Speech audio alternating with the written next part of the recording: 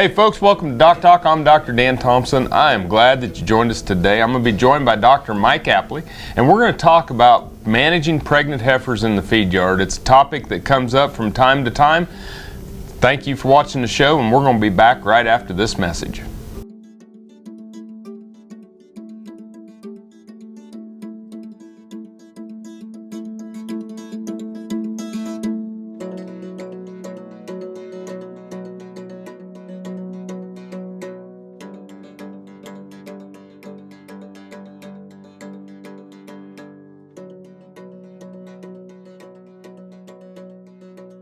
Closed captioning brought to you by Kansas Soybean Commission.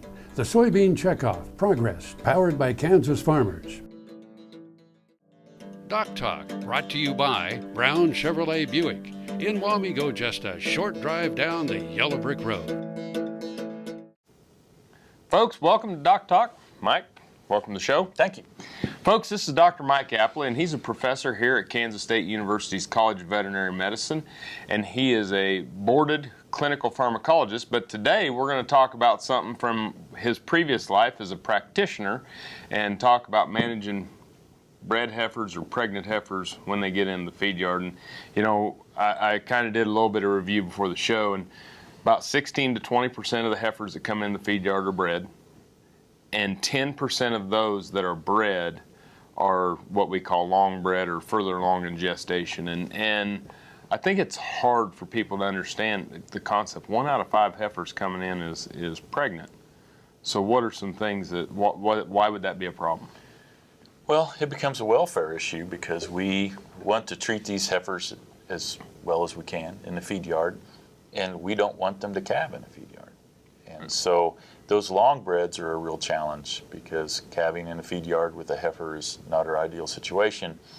The short breds, even them, even if they may not calve in the feed yard, when they go to the packing plant, we lose a lot of performance in there because a lot of energy, a lot of feed has gone into producing that calf and into producing the fluids and the uterine tissue and everything else that goes along with that. And so it's not doing well for any of us. Yeah, when they say when they take out that slunk or when they take out the fetus and the gravid uterus and that's 115 pounds.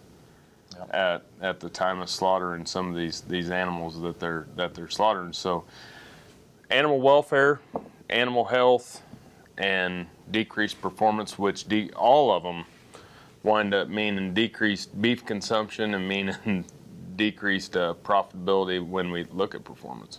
Absolutely, and you know, when you're selling on a carcass weight, if you have 10% pregnant heifers in a pen, you think what that does to your yield versus what you put the feed in. It just absolutely destroy a yield. And you know, I still go back as a veterinarian to the primary thing is I hope we can do everything we can that they don't come to the feedlot pregnant, and then when they do, really interested in absolutely minimizing the effect on that heifer of them coming in, which requires some pretty intensive management and a commitment to seeing that management through group after group after group. Yeah, and I go back to my time in practice. I'm looking at, you know, not only do they're not supposed to be having the calf in the feedlot, but then the retained placentas, the you know, the mastitis issues that can happen, but the big one are the downed heifer and the dead heifer. I mean, people don't realize that these heifers can't have the calf. This isn't a cow-calf operation where we're checking them all the time, and it's something that you know, when they aren't assisted and they're in there overnight, it's a big problem. And getting back to guaranteed open heifers and heifers coming in open is going to be a big deal. It's a really big deal. All right. Well, let's take a break. Okay. And when we come back, let's get into some of the drugs and the reasons why we use them, and we'll get into some of the programs. Excellent. Thanks for watching DocTalk. Dr. Apley and I will be back right after these messages. This hog is head over hoof for meal made from U.S. soybeans. Now, one hog isn't that impressive, but suppose we add another, and another, and another. Before long, you've got billions of hungry customers around the world all clamoring for the same thing. Our soybeans. Learn more about the billion-dollar appetite of animal agriculture at BeyondTheElevator.com. Brought to you by America's soybean farmers and their checkoff. Turn to a Central National Bank Ag Professional. You'll be in good company. They'll help you track expense lines, manage variable input costs, assess ground agreements, pick a crop protection plan. These times demand Ag Professionals. Central National Bank. You could profit from what they know. Ag operations run better on Central Time. Central National Bank, money for life. Member FDIC in your hometown since 1884. Tallgrass Commodities offers producers bulk commodities at a reasonable price with reliable service throughout the whole Midwest. To find out more about Tallgrass Commodities, visit tallgrass.us or call 785-494-8484. DocTalk, brought to you by Santa Fe Trail Meats in Overbrook, or visit us online at sftmeats.com. Hey folks, welcome back to DocTalk. I'm Dr. Dan Thompson here with Dr. Mike Apley, who is a friend and colleague here at Kansas State University's College of Veterinary Medicine, where we both work with beef cattle and do a lot of production medicine type work with feedlots. And, we were talking during the break about, this is a pretty sensitive issue. And it's one of those that, when people start talking to us about animal welfare and food safety and environmental stewardship, and it's easy to talk about all the successes because we do such a wonderful job of tending to our livestock and doing the right thing. And this is a sensitive area, but if we can't be open and transparent about issues that we have and successes that we have, it kind of becomes a one-sided street. So even though this is a sensitive area, we still it's something that we need to address as an industry. And when you have the opportunity to come on the show, we need to take that opportunity to visit. Well, and one of the big issues about it is it's a transitional issue between a part of the industry and another part of the industry. And right. We do everything we can to keep those really synced up, and what we can do back here that's best for up here, which allows them to do what's best for back here. And so, yeah, it is a really important one to address so that everyone through the whole breadth of the industry is aware of the effect of them. Yep. So let's talk a little bit about the differences. So, I hear the term shortbred and longbred, and shortbred is not like shortening bread or... No, not at all. This is some shortbred heifers and some longbred heifers. What's kind of your cutoff there? About 100 days. And so 100 days gestation. Yeah, 100 days gestation. And actually, when a veterinarian's preg checking cattle, it's really a pretty good place to make a break too, because at 90 to 100 days, that uterus disappears way down over there. The cotyledons get into a certain size, and so it's one of those sizes where you can kind of come back up and go, oh yeah, it's about 100 days, and then move on from there on up as longbred. So talk to me a little bit then, difference of what's going on physiologically. Progesterone is the hormone, folks, that maintains pregnancy. And before 100 days, progesterone is coming from what's called the corpus luteum. Okay. And the CL is responsible for generating that and maintaining a pregnancy. And then once we get beyond 100 days, we start to transition where the placenta is creating a large percent of that progesterone. So in dealing with those pregnancies, after 100 days, we also have to take back that placenta is also producing progesterone and not just the corpus luteum.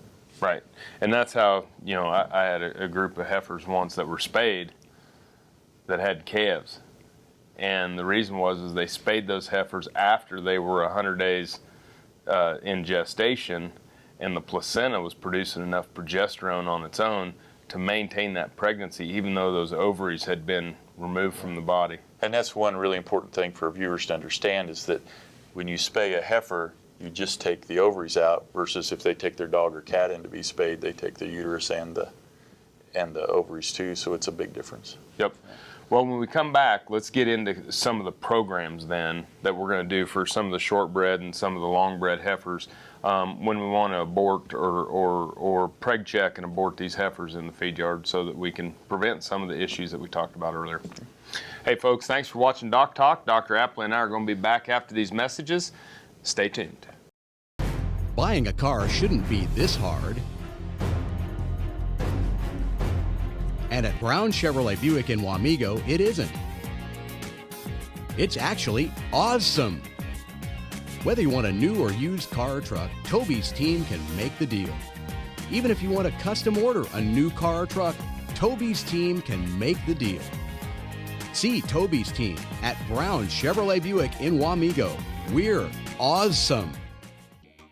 The Kansas Wheat Innovation Center in Manhattan is rediscovering ways to get improved varieties and new genetics in the hands of farmers faster. Grower-led and checkoff-funded research initiatives are bringing about positive change. This grassroots leadership provides a strong voice in Topeka and Washington, D.C. Now is the time to partner with Kansas Wheat in moving wheat forward. Kansas Wheat Commission and Kansas Association of Wheat Growers. Farmers investing in their future and yours. Log on to rediscoverwheat.org. Hey there folks, Dr. Dan from K-State. Are you BQA certified? Well, if you're involved with the beef industry and you're not BQA certified, you should be. And today, you can do it free online from the comfort of your computer or mobile device. Go to the website listed below, bivi-bqa.com. Sponsored by Boehringer Ingelheim Vet Medica and the Beef Quality Assurance Program at the National Cattlemen's Beef Association. Today through October 31st is your time to get BQA certified.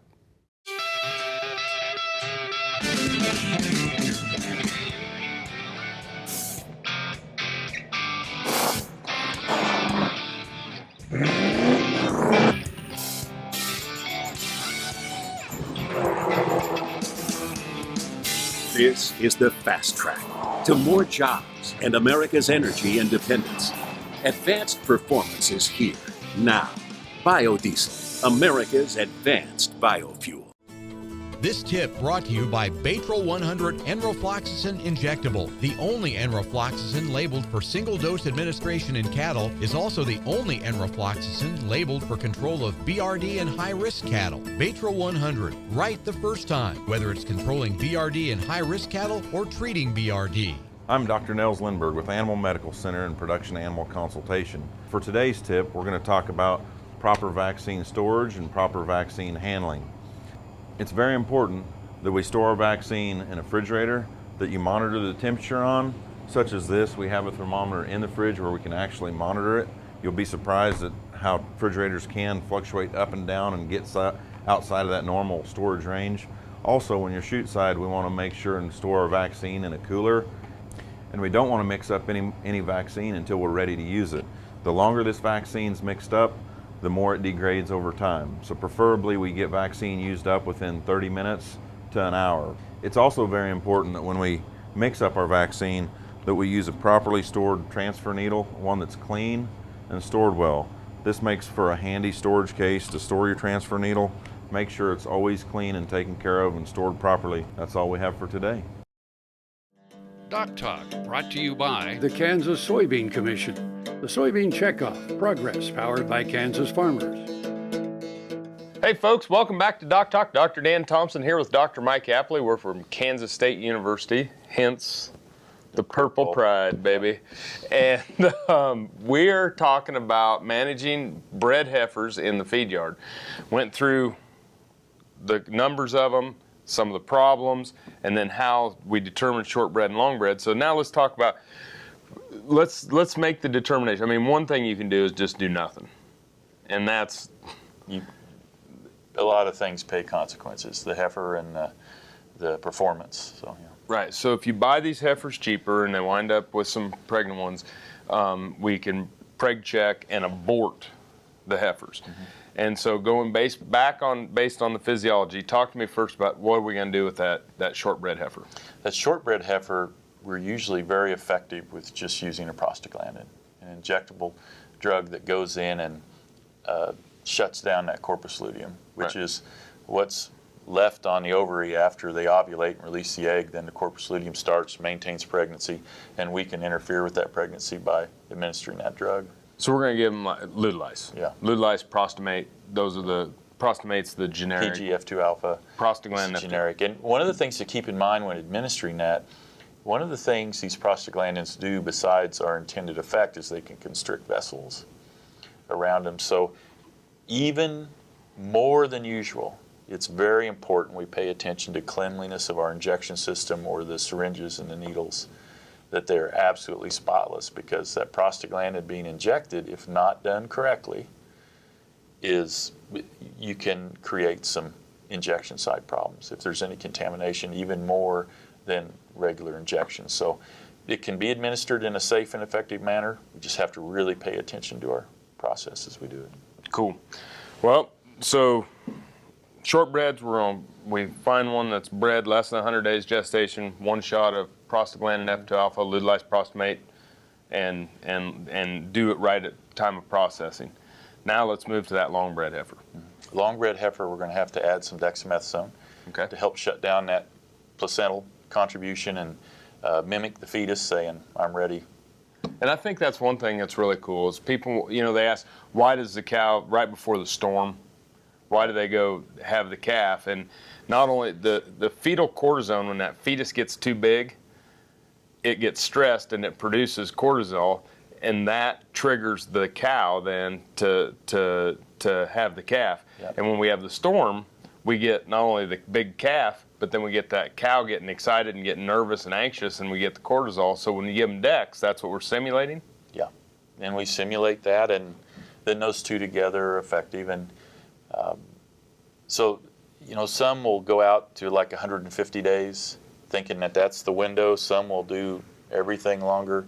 But as you go past 150, there's a potential for some decreased effect out until the very last part. But as I understand it, when we look at the ones that are long bred, our chances of being effective in the protocol decline as we go longer versus the short bred. So the longer the pregnancy, when we have a chance to interact with it,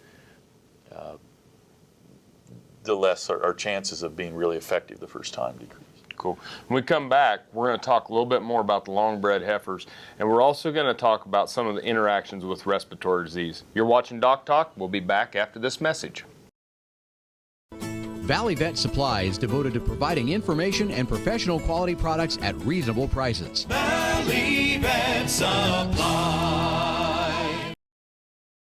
Meet the Veterinarian, brought to you by Zuprevo. Choose confidence. Choose Zuprevo for BRD treatment. Dr. Randall Spare is president of Ashland Veterinary Clinic, the largest veterinary practice in southwest Kansas. He focuses on bovine care, especially cow-calf production, and at AABP in 2013, he received the award for developing an outstanding preventative medicine program for beef production. A graduate of K-State School of Veterinary Medicine, Dr. Spare and his wife Michelle have 5 children.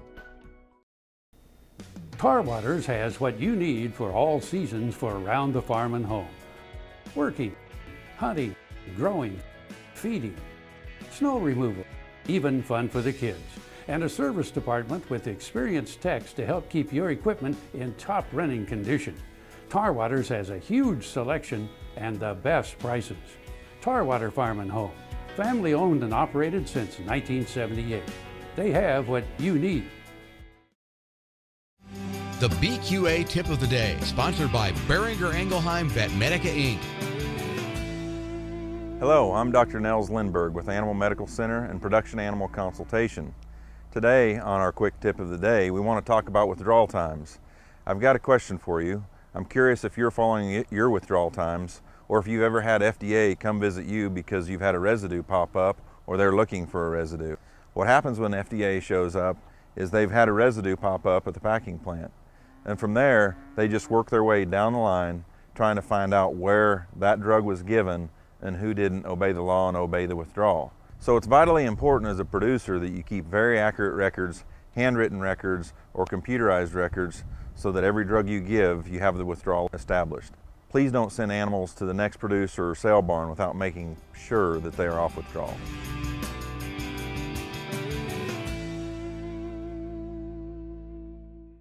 Hello friends, I'm Ernie Rodina. And I'm Dawn Dawson with the Better Horses Radio Show. For over 9 years, we've been bringing the Better Horses Radio Show to markets all across the Midwest. We talk about God, lots about horses. We talk about cows, we talk about horse health, we talk to top trainers, and we even talk about Roy Rogers. We're having a blast with Better Horses Radio Show and would love to take it to a market near you. So visit our website at betterhorsesradio.com and let us or your local radio station know you'd like to hear it in your area. The Better Horses Radio Show is unbelievable.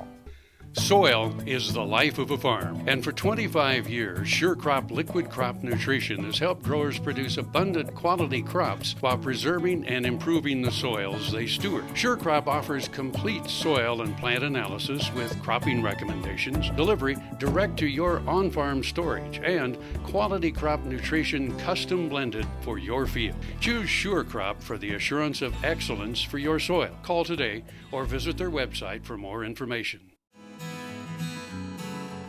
This segment is brought to you by Tarwater Farm and Home. Come on by, we'll treat you like family. Hey folks, welcome back to DocTalk. Dr. Dan Thompson and Dr. Mike Apley. We are here from Kansas State University's College of Veterinary Medicine, and we not only have on the purple shirts, but when we're injured, purple Band-Aids are in vogue now, and probably start marketing those here for too long. Yep, those will be next commercial. Anyway, folks, we've been talking about a sensitive topic, bred heifers in the feedlot. And when we left, we were talking about those long bred heifers. And, you know, we're going to give something Dex. Talk a little bit to how you recommend we do that and when we do that. Well, usually if we have long bred heifers, we like to not try to abort them right at initial processing. It's the highest stress time we can possibly have. So we may wait a week or 2 weeks, even though that puts it further along. It allows us to get them past the stress of moving in, getting acclimated to the new environment, getting used to possibly new pen mates, and get them up on feed a little bit, make sure that's taken care of.